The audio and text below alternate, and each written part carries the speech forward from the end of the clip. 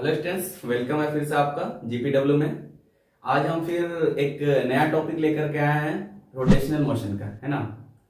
लेकिन उससे पहले कि हम नया टॉपिक स्टार्ट करें, है ना, हम उन टॉपिक पे बात कर लेते हैं कि जो झारखंड लैब असिस्टेंट का जो एग्जाम होने वाला है जुलाई के लास्ट वीक में, है ना, उस एग्जाम के लिए आप लोगों का प्रिपरेशन कैसा है, आप लोग किस तरह से प्रिपरेशन कर रहे हैं, आपका प्रिपरेशन के लिए प्लानिंग क्या है, आपने शॉर्ट नोट्स कितना बनाया है और आपने शॉर्ट नोट्स को किस तरह से बनाया है, और क्या वो लास्ट टाइम में हम जब उसको रिवाइज करेंगे वो मेरे काम का होगा, या फिर यूं ही शॉर्ट नोट्स तो बन गया, रिवाइज भी कर लिए बट क्वेश्चन का टाइप जो है कुछ डिफरेंट आ गया। तो हम फिर से यही चीज बोलना चाहेंगे कि मेरा कॉन्सेप्ट, पहला चीज है कि कॉन्सेप्ट क्लियर होना चाहिए, है ना। नोट्स जो हो वो कंसेप्चुअल हो, न्यूमेरिकल पोर्शन से भी थोड़ा सा पकड़ हो कि न्यूमेरिकल पोर्शन से भी मेरा थोड़ा अच्छा हो, है ना। और नोट्स जो भी हो कंसेप्चुअल हो, नोट्स में कॉन्सेप्ट हो, है ना, और कुछ जो रिलेशंस है उसके बीच में जो स्पेशल केसेस सब आते हैं वो आनी चाहिए, है ना। तो फिर हम क्या कर पाएंगे, कुछ अच्छा कर पाएंगे एग्जाम में, है ना। तो ये कुछ इंपॉर्टेंट बातें थी जो मैंने आप लोगों के सामने रखा, है ना। और आप लोगों को अच्छे से पता है कि ये एग्जाम किस तरह से होने वाला है, एग्जाम का लेवल क्या होने वाला है और क्वेश्चंस का क्या लेवल होने वाला है। बात रहा कट ऑफ का, बहुत सारे स्टूडेंट का मैसेज आया, कमेंट आया कि कट ऑफ क्या जाने वाला है। तो क्वेश्चन के लेवल पे डिपेंड करता है कट ऑफ, है ना। क्वेश्चन के लेवल पे डिपेंड करता है कि आपका कट ऑफ कितना जाएगा। ओके, तो फर्स्ट ऑफ ऑल ये तो पता होना चाहिए कि मेरा टोटल नंबर ऑफ क्वेश्चन जो है सेकेंड पेपर में फिजिक्स के लिए जो एग्जाम होगा 150 क्वेश्चन होगा, आपका 150 क्वेश्चन होगा, ये आपको पता होना चाहिए, है ना। इसमें से आपको मिनिमम जो है 75 क्वेश्चंस को आपको सॉल्व करना पड़ेगा मेरिट लिस्ट में आने के लिए, है ना। उसके बाद वहां से कट ऑफ क्या जाएगा, है ना, वहां से कट ऑफ क्या जाएगा डिपेंड करता है क्वेश्चंस के लेवल पे, है ना। क्वेश्चंस के लेवल पे अगर क्वेश्चन का लेवल बहुत स्टैंडर्ड रहता है, थोड़ा वास्ट रहता है, तो वैसे केसेस में कट ऑफ कम जा सकते हैं।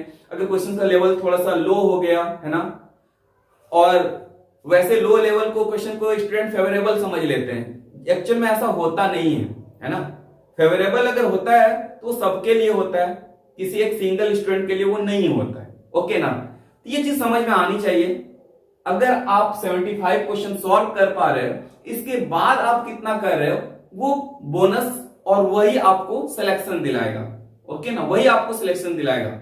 लेकिन आपको जो minimum number of question solve करने हैं वो 75, और उसके बाद जो क्वेश्चन सॉल्व करने हैं वो आपको सिलेक्शन के पास ले जाना है।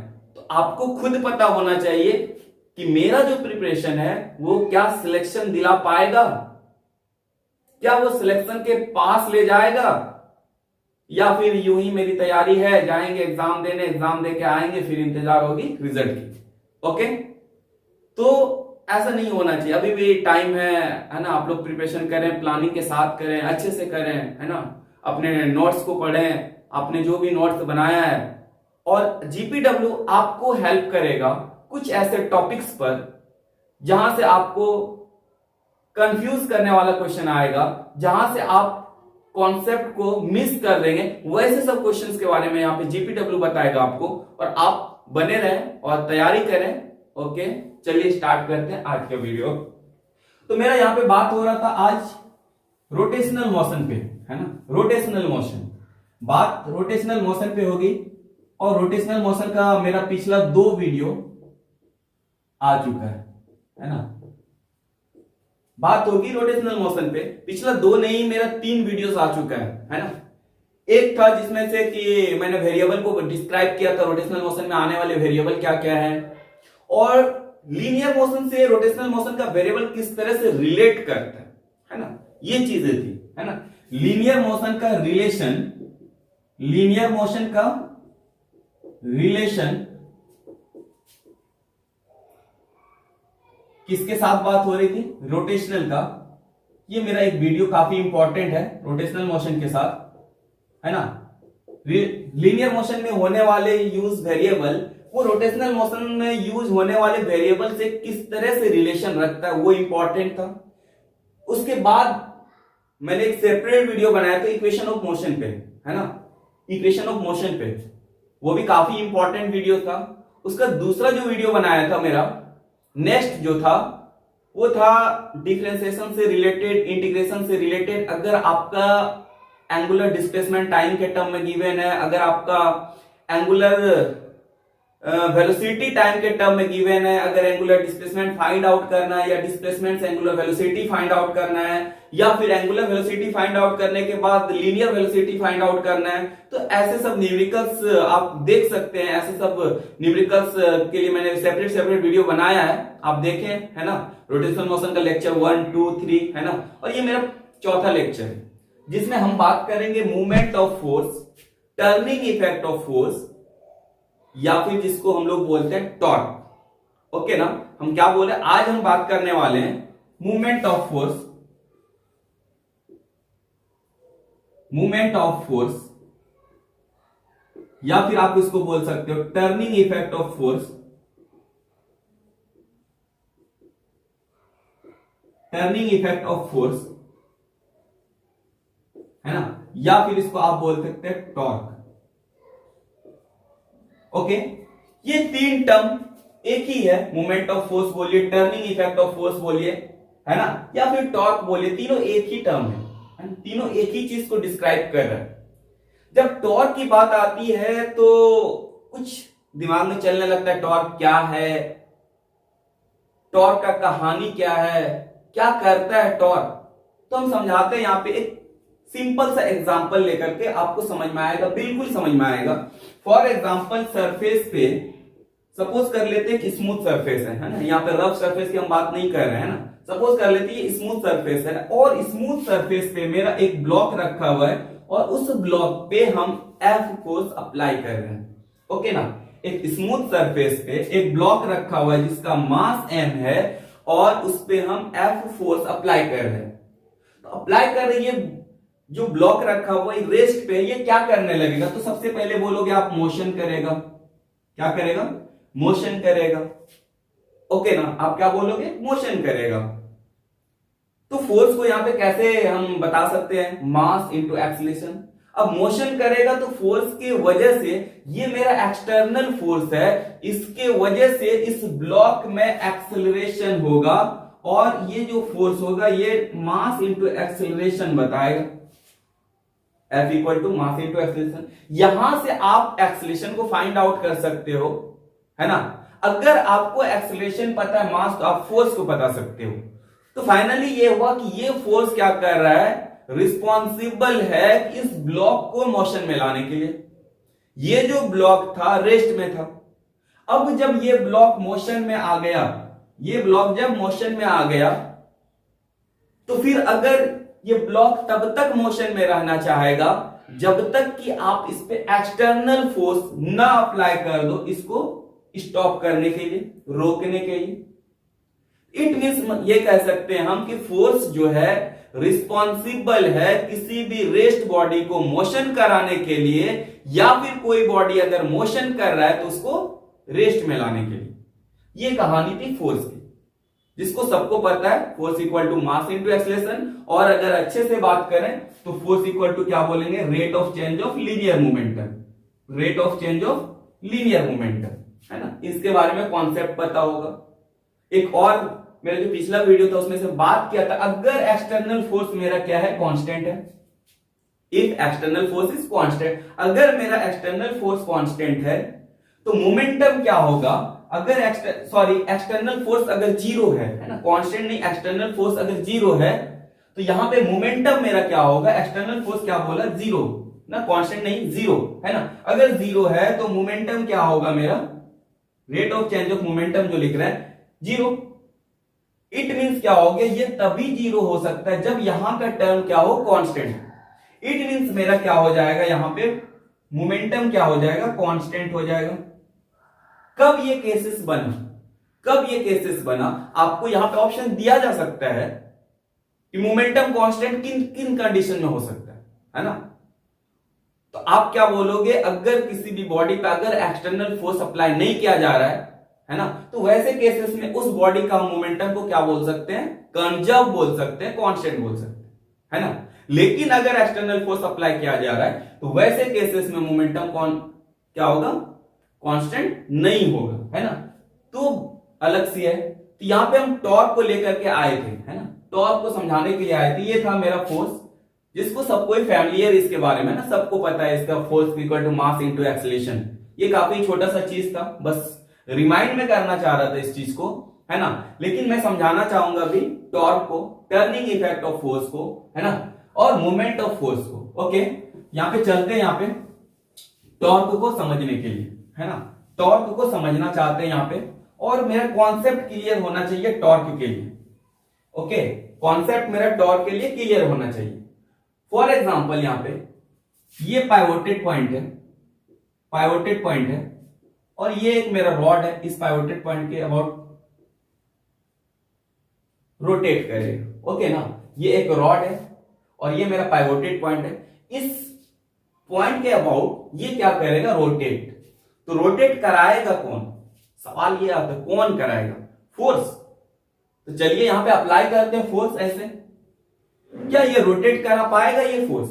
अगर ये मार्कर है मेरा, यहां पे हम समझा रहे हैं, यहां पे ये इस तरह रोटेट हो रहा है, क्या ये मेरा फोर्स, अगर इस पे फोर्स ऐसे अप्लाई करें, क्या ये फोर्स जो मेरा है, क्या मार्कर को रोटेट करा पाएगा? नहीं करा पाएगा, है ना, नहीं करा पाएगा। इट मींस ये जो फोर्स है ये इसको रोटेट नहीं करा पाएगा। तो फोर्स कौन सा रोटेट करा पाएगा? तो यहां पे देखते हैं इसको, है ना। अब यहां पे फॉर एग्जांपल ये अगर फोर्स अप्लाई करे इस डायरेक्शन में, इट मींस ये मेरा मार्कर है, ये पाइवोटेड पॉइंट है, अगर यहां पे हम फोर्स अप्लाई कर रहे हैं इस तरह से, तो ये मार्कर रोटेट कर रहा है ना। इसको जस्ट समझ सकते हैं कि रॉड है अभी, है ना, ये क्या है, रॉड है। अगर इस तरह से अगर हम अप्लाई कर रहे हैं फोर्स, तो ये रोटेट कर रहा है।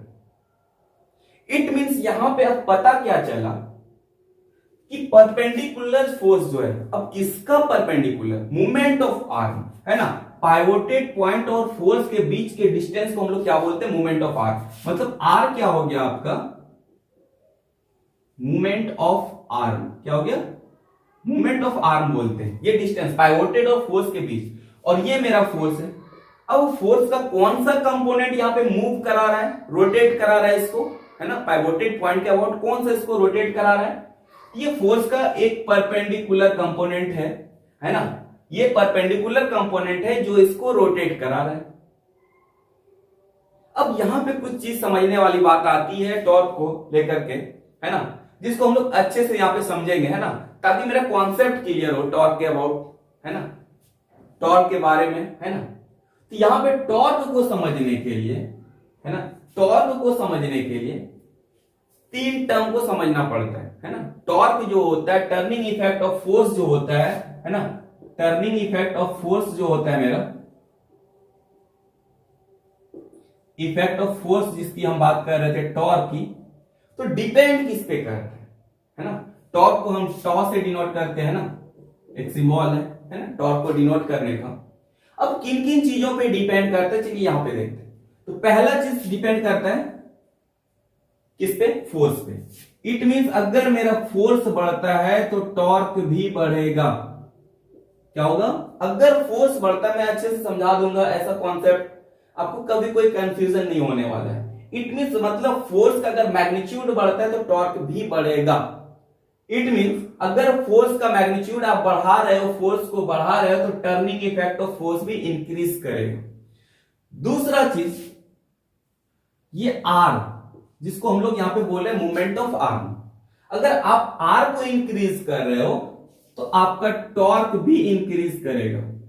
ओके ना, आपका टॉर्क भी इंक्रीज करेगा। और एक तीसरा चीज है जो कि यहां पे तो नहीं दिख रहा, मैं अलग से एग्जांपल लूंगा उसके लिए, एंगल, है ना, थीटा। आप जब थीटा को इंक्रीज कर रहे हो, आप जब थीटा को इंक्रीज कर रहे हो, उस केसेस में भी टॉर्क इंक्रीज करता है।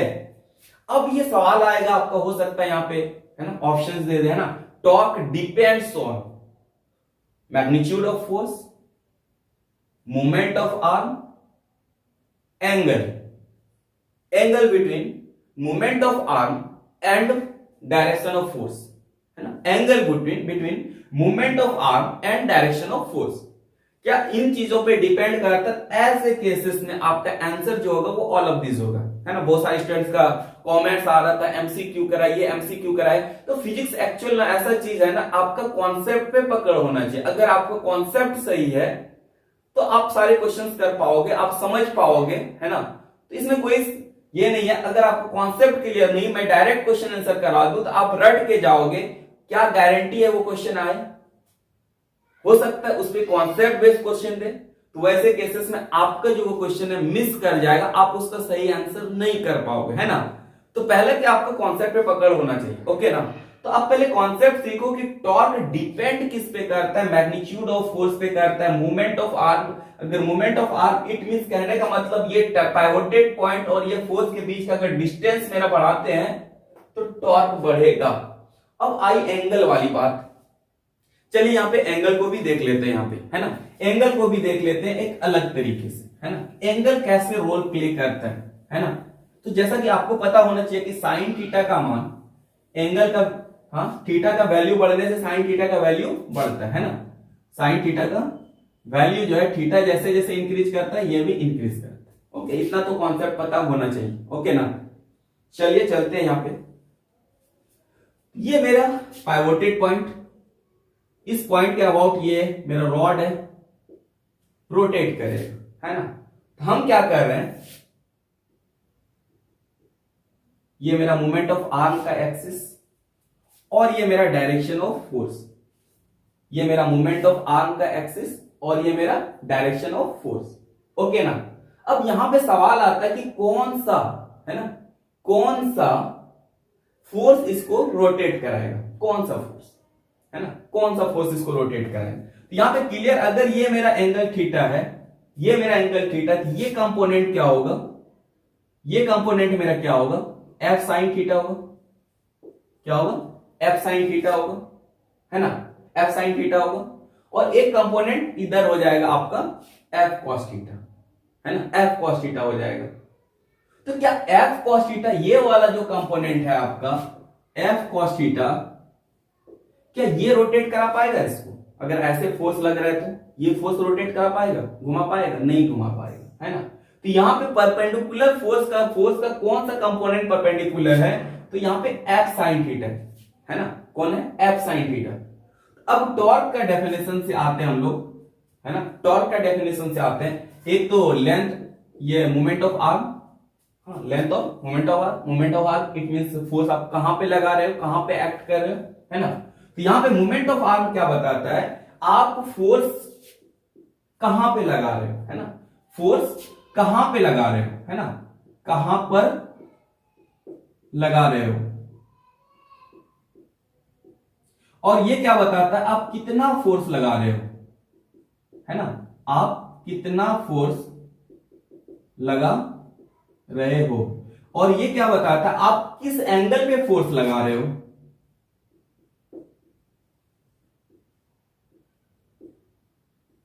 किस एंगल पर लगा रहे हो।